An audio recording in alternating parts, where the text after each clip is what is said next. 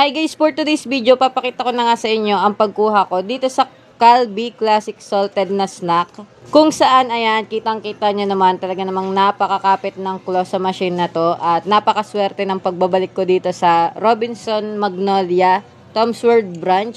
Gaya nga ng kapit ng claw, dun sa pagkuha natin sa Nova na snack, ay ganun din yung kapit niya, sobrang kapit.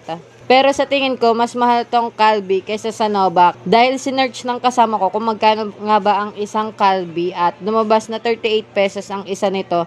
Kaya sabi niya, sobrang panalong-panalo na ako nung nakuha ko yung mga snack na to.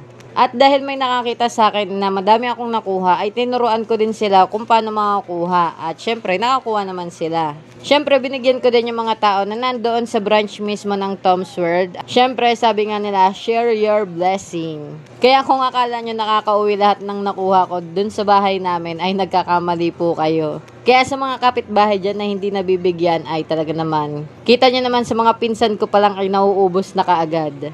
So, ayun na nga guys, sa mga hindi pa naka-follow dyan, mag-follow na kayo para updated na kayo for more claw machine videos and claw machine tips and hacks. Yan lang guys, thank you for watching and goodbye!